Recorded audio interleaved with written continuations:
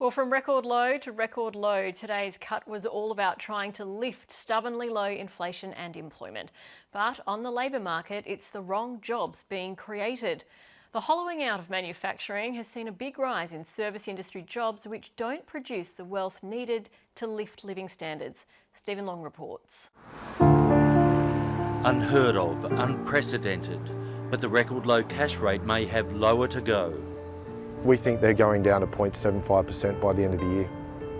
That low? Yes. The aim is jobs and more jobs. The Reserve Bank wants the unemployment rate down at 4.5% to boost wages and chronically low inflation. But when it comes to lifting living standards, there's jobs and there's jobs. There's been an incredible lift of jobs in government administration over the past 12 months. I think that masks the underlying strength of the labour market. These jobs also don't contribute a lot to the productive capacity of the economy. So we've had a bureaucrat-led recovery at state and federal? Look, we have. It's been across the board, a really big lift in jobs. Ultimately, these jobs are going to be paid for as well. So actually, the tax paid by workers is rising as a share of income.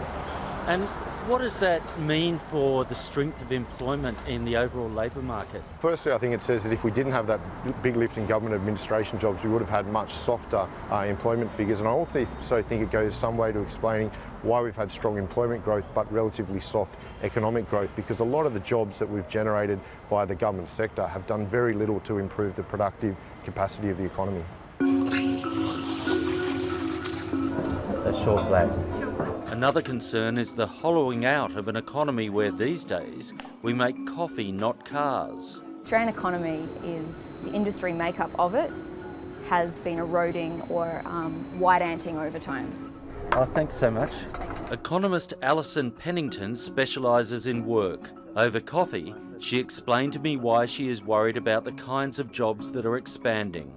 Most Australians work in services work. So the biggest employing industries are healthcare, education, retail, hospitality, professional services. And what characterises services work is a strong human labour input. If you have an economy where most of the jobs are in low wage, particularly low wage, human intense work, it means that you lose the stable base for innovation, for research and development, for expansion of businesses, and overall economic security, and also a basis for high wages in the economy. You lose all of that if you focus all of your industry makeup purely in services. The issue is that rising productivity is the key to higher living standards. And higher productivity mostly isn't due to people working harder or even smarter. It comes from investment in new technology. Robots are far from our concern. Actually, the problem in Australia is we don't have enough robots. And this is something that we don't talk about much, is actually the declining investment in new technologies. Some 200,000 manufacturing jobs have been lost in the past 7 years. But the new jobs aren't all in low-paid services sectors. In the private sector, the area which has had the biggest lift in headcount the past 12 months has been professional services. So that's accountants, legal services, management consultants, and again, they're professions that are associated with circulating wealth in the economy rather than generating wealth. Australia, wake up and smell the coffee. Stephen Long there.